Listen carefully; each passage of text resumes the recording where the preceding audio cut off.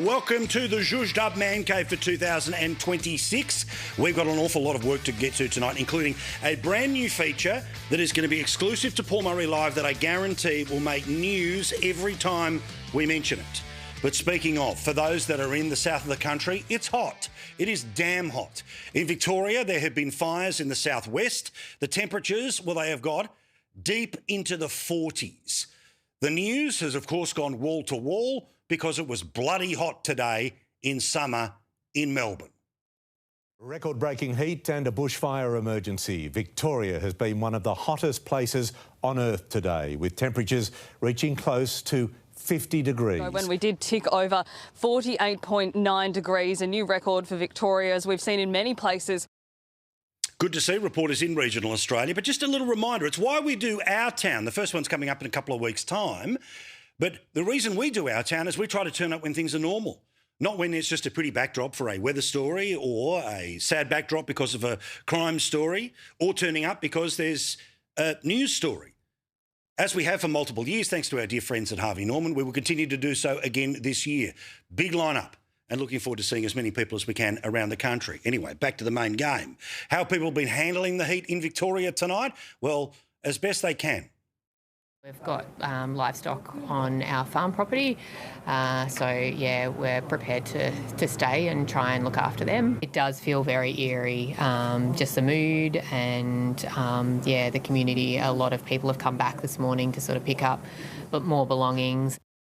Now, it is awful because, yes, there are bushfires. As we speak, there is expected to be changes in wind direction. Once that, of course, is there with still the ambient heat that is in the air, inevitably that can push fires around, so things could get worse before they get better. As soon as we know more, we will, of course, pass it on, but please pay attention to all of the local authorities. Follow them all on social media and keep an eye at skynews.com.au. But, of course, there are many a person who wants to turn any and every weather event into an example of a climate that is getting worse, one that if we do not do more than our fair share, remember we're 1% of the global problem, then somehow all of this will get worse and worse and worse. It doesn't matter what China does, forget that the United States, forget that 3/4 of the polluting countries are going backwards as opposed to what we are trying to do. But the politics of all of this in many ways has replaced religion. Why? Because it's the ultimate test about whether you care about the future, whether you want to leave a planet better than the one that you found, as opposed to one done through acts of kindness or emotionally or as a nation state. Well, you get the point. Part of the way that the climate change politics has been solidified over the years is when there are extreme examples of what the climate can serve up that then become very simple visual notes that something that hasn't happened in a few years or maybe 100 years or maybe, yes, even ever, is an automatic example of the catastrophisation version of the story.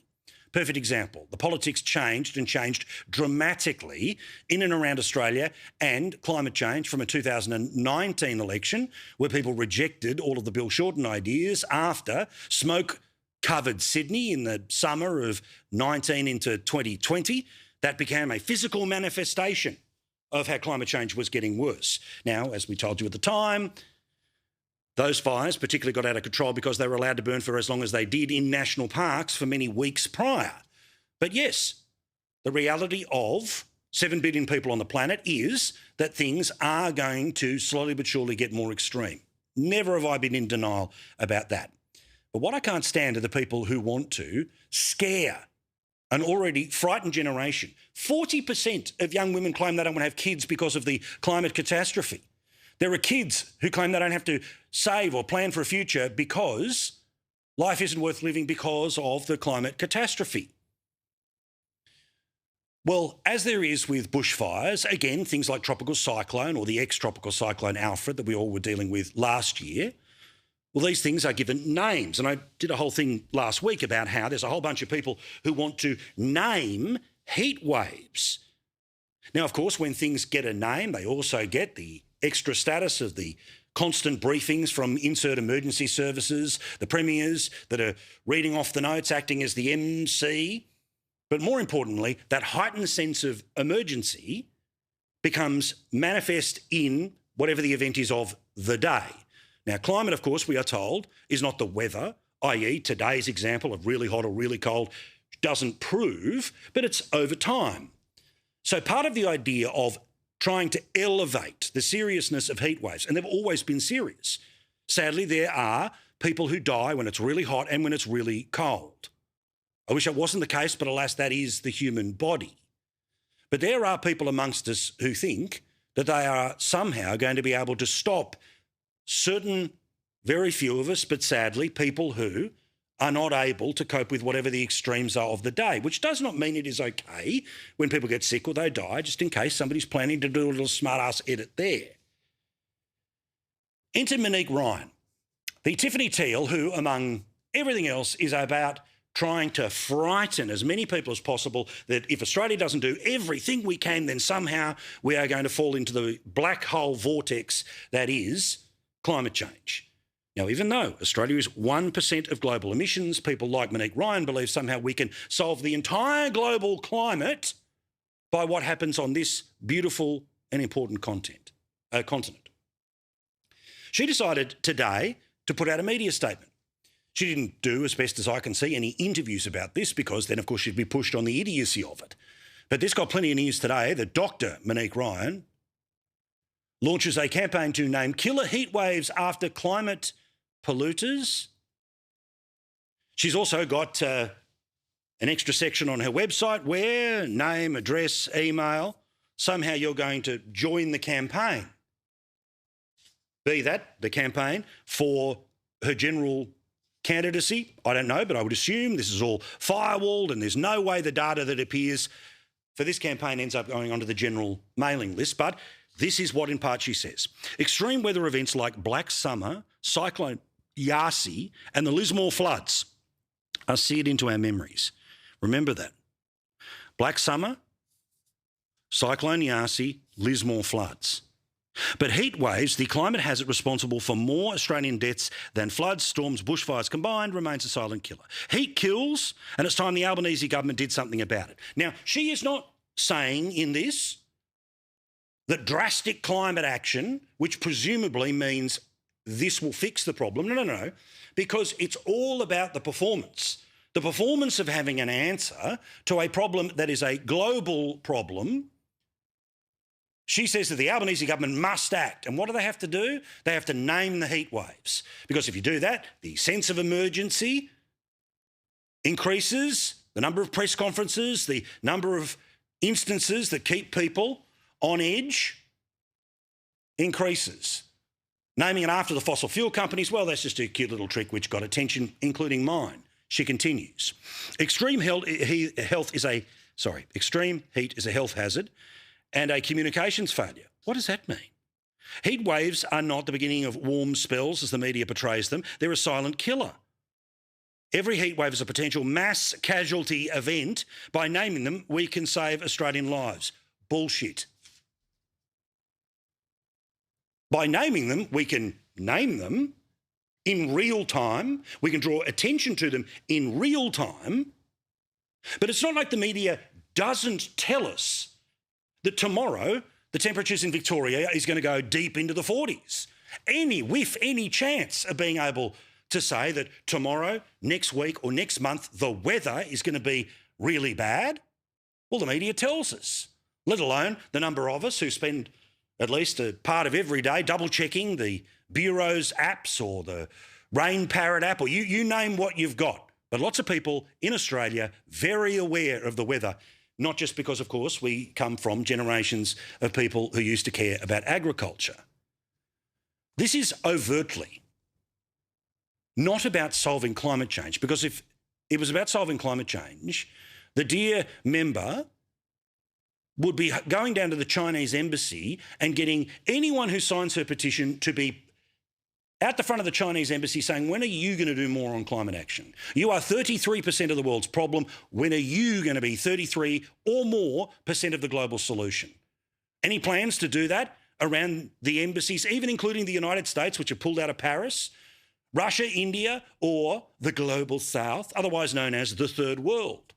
This does not mean Australia should not do anything on climate change, but I'm sorry, pretending that forcing the government to act now by giving a name to something that we already know is happening when it is happening is at best window dressing of the worst kind.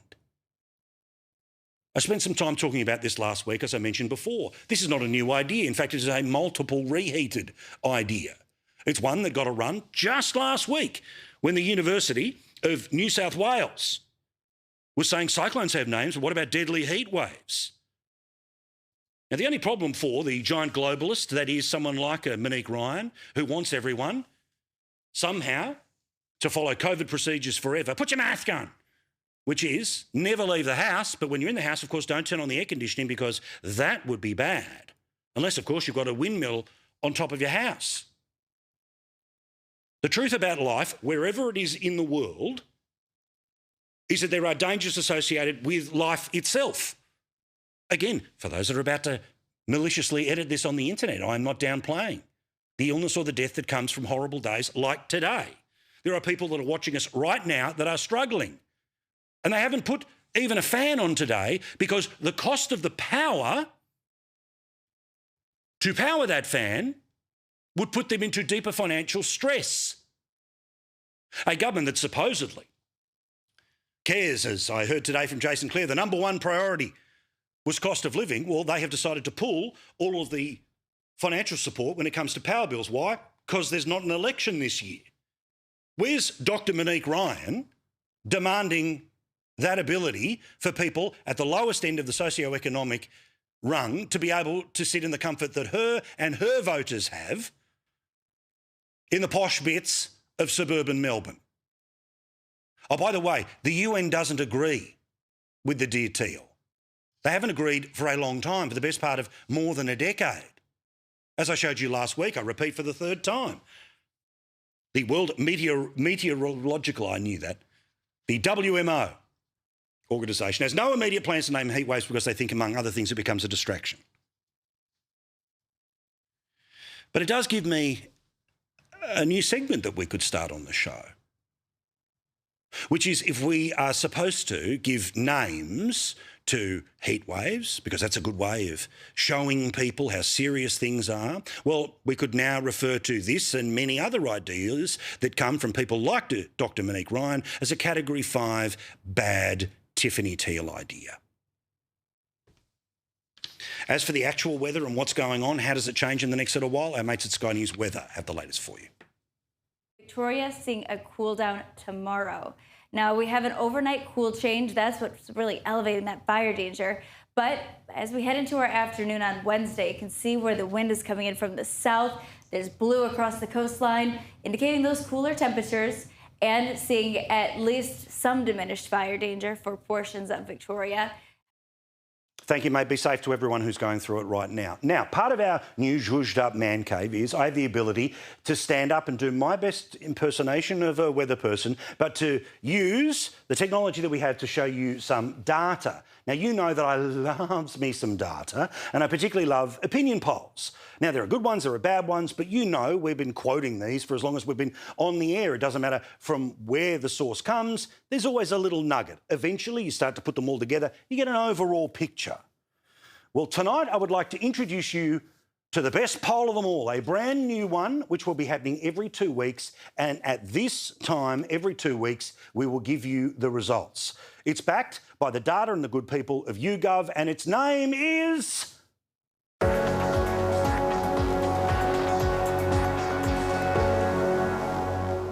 Ooh, fancy. The Sky News Pulse. Now, this is 1,500 people. This was a survey that will come out every 2 weeks. This was done between the 20th and the 27th of January. As I said, a lot of the data, the spine behind all of this is YouGov. These are a company that got it absolutely right going into the end of 2024 where the Libs were in front. They showed in real time how and where and why Labor was pulling away.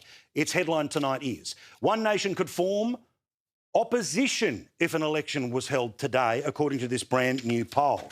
Why? Well, let me show you. The primary vote is extraordinary. Now, obviously, the only giant jumper from the last election is One Nation, but compare it to the Libs.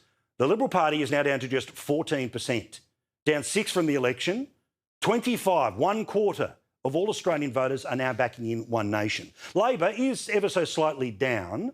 Independents, others, and the Nationals themselves, they sit at 2%. So now that they're not a coalition, you can't put the numbers together. To give you an idea of how some of these numbers break down by maybe where you live, I wanted to show you this version of it, which is outer metropolitan, otherwise known as suburbia, 30% of people backing in the Labor Party, 27% now backing in One Nation, and 20% backing in the coalition. Now, obviously, theoretically, if preferences start to dance around here, it means that the combined vote would be able to jump over Labor, potentially in multiple outer suburban seats that could start to change things around. But who would the numbers end up going to? Well, under this number and under these preferences, it'd be the coalition giving the preferences to One Nation, not the other way around as it has been. In terms of regional areas and where they sit right now, let me show you there. It won't be a giant surprise here. 23% for the Labor Party, 35% right now in regional Australia for One Nation. The coalition, that of course being a majority Nationals vote, well, that is now down to just 21%. If you have a look at it on two-party preferred, the government would be returned. But remember, previous opinion polls basically put this thing anywhere between 55 to 45, and now even a little higher is what it blew out at the end of last year. It is now back to where it was at the election, as you can see, of 55 to 45. But what if it was One Nation? What if it was the coalition or the Nationals who ended up giving their preferences to One Nation? Well, it'd be 57 to 43. So it is a bigger win for the Labor Party. But these are the calculations that we now have to start doing because that primary vote is extraordinary. 25%.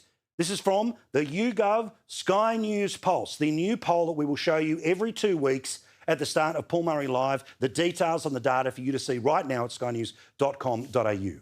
Will it surprise you what one of the big driving issues are behind this result for One Nation? Well, it doesn't surprise me. It's immigration. Again, simple question which is asked of people, and this is what I love the most about this poll, is that it's not just about the horse race, it's about the questions about how we feel on certain issues that sometimes aren't about Team Red, Team Blue, or now Team Orange. Instead, what do we need to do when it comes to migration? Well, a big decrease is what most people seemingly want right now. You can see there a small decrease, about the same. That's sitting at about, 49%? But you can see there, pretty amazing numbers, that the single biggest section there is a big decrease. You may recall, of course, the social media ban, which came in at the end of last year. I'll have some information for you a little bit later in the show about how many accounts have just gone up and into the ether. Well, how do Australians feel about it? Let's all find out together. Where, again, the issues here are 40% of people strongly support, or about 69% of people, generally speaking, do support. Why? Because as you can see here, the somewhat and strongly sits together with those who, of course, strongly oppose at just 6%. So the government was on a winner there. But at the same time, they were on a loser when it came to the travel routes that we had towards the end of the year. And then it started to go in full reverse when it came to the response to Bondi. Every opinion poll has concluded what we have also concluded in this research here, which is that the country did not like the Prime Minister's response to Bondi. From the early morning appearances, which were all there to convey that he cared, but the reality was he was doing as much as he could to get away from a media cycle that was starting to beat him up. Now, largely these numbers have somewhat melted away because of what we talked about last week, which is that big national day of mourning, the Prime Minister making his apology, making a pivot. So whether these numbers stand, but that survey still stood between, remember, the 20th of January and the 27th. So the numbers are still pretty solid here, right? Badly, 28%. Not as well as reasonably expected, 21%. Again, put it together, you're at 49. 38% of people, that essentially being Labor voters or Labor plus Greens, plus a little bit of Teals, they said it did okay. The 5% apparently is the Prime Minister's office that we accidentally ended up polling, because they said 5% thought that he was okay. In terms of the overall positive negative, you can see that for yourself. And finally, Susan Lee, the person who may well not be the opposition leader in a couple of weeks' time, but according to her supporters, yeah, no, she'll be fine, don't worry about it. Again, we asked the question here about her performance and her performance as the opposition leader in the past few weeks.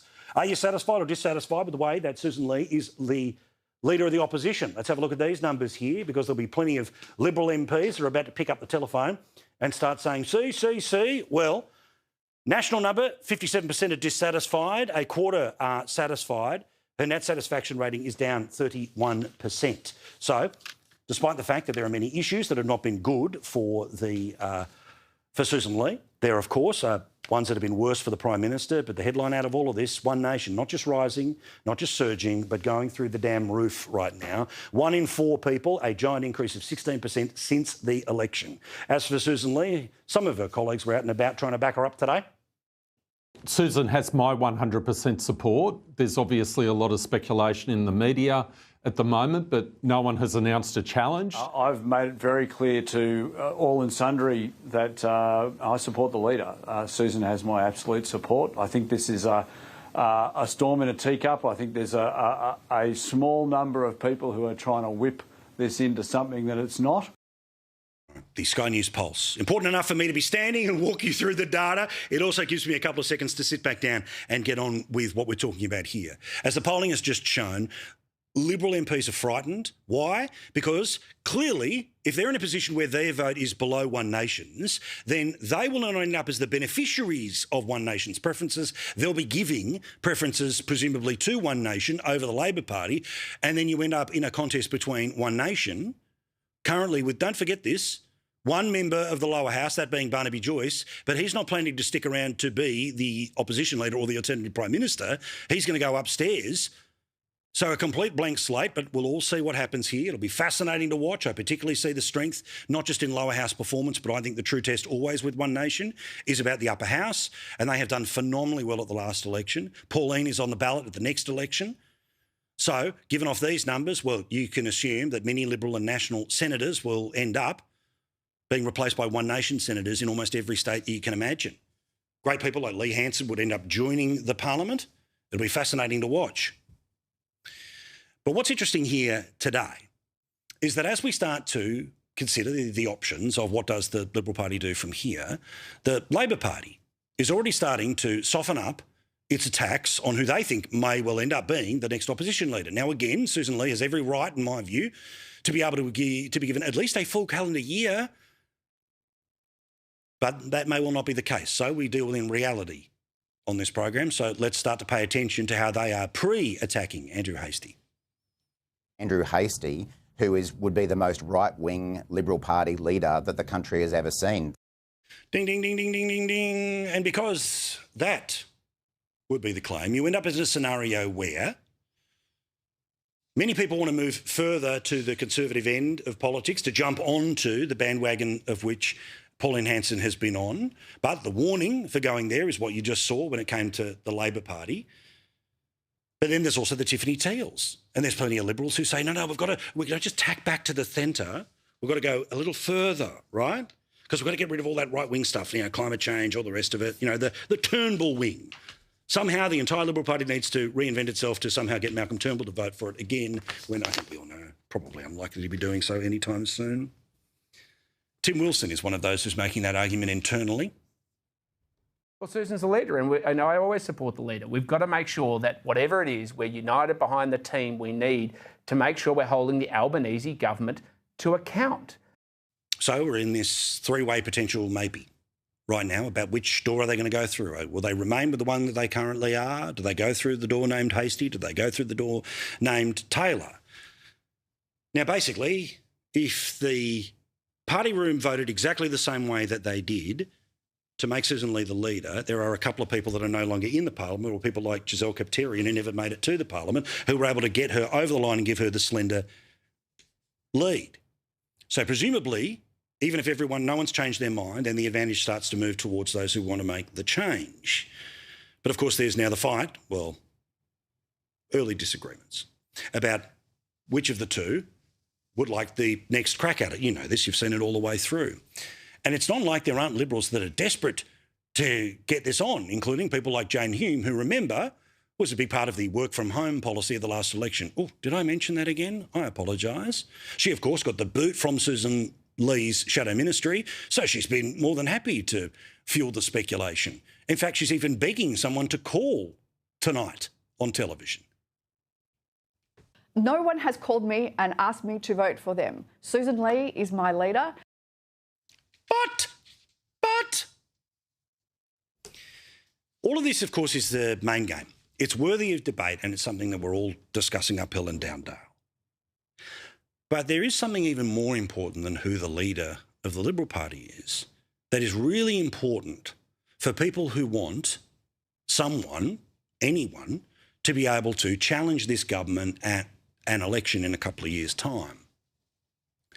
Buried underneath everything else that happened last week, the Labor Party put forward a detailed review, and why wouldn't they, about why they think they won, how they think they won. This isn't just the peacocking that goes on at the National Press Club. There was a little more data behind it. The review, released on Friday, said that while there was nothing inevitable about Labor's election victory on May the 3rd, the party had successfully framed the contest as a choice between Albanese and the then opposition leader Peter Dutton, who was viewed by voters as negative, arrogant and aggressive. Geez, I wonder who kept making that suggestion to them. The post-mortem that was led by blah, blah, blah, said Labor had continued to perform very well in culturally diverse areas with high concentrations of people with university degrees, electorates with higher numbers of people who worked from home, hence why the Jane Hume of it all needs to be reminded, with a particular stronger party result there. Labor also recorded significant two-party preferred swings in neighbourhoods with high mortgage ownership. So even when they were the people responsible for the economy that got 13 interest rate rises, they still got the credit with the people who were paying off their mortgages. Dear God. The Liberal Party has not released its review. It has not, even this many months after, told us where they think they got it wrong. Now, what's always difficult in a loss, and particularly a big loss, is there's an awful lot of blame, and maybe some of it's going to be way too personal about Peter Dutton. And you know I remain a supporter of Peter Dutton. A really decent man who deserved much more than what he ended up getting and getting over and over and over again from the media, as we showed you each and every night. But regardless of who the leader is and what press release and what they do on social media, the machine that is behind, the one that has to have the members, the grunt, the advertising, all the rest of it, well, that is really being ignored at the moment. And it's a long, boring conversation, but it is a cathartic one, but also an important one. Does it need a total clean out? Do they need a flying squad of people who know how to win elections? I don't know. But I just want to return to the 5 things that I said the night after the Liberal Party got its arse handed to them at the last election. Not the result I wanted, not the one that we worked for or cheered for, but the one that we got. I said I wanted them to take time to be honest about what had happened. Well, where has any of that conversation happened? Instead, we were straight away into the net zero fight. No real mechanical conversations. Did they really go in all of the seats that they lost and sit and have town halls and find out from people who used to vote for them why they didn't vote for them? No, none of that. Don't just learn a lesson, be seen to be learning a lesson. Have you seen them have a better socials game since the last election?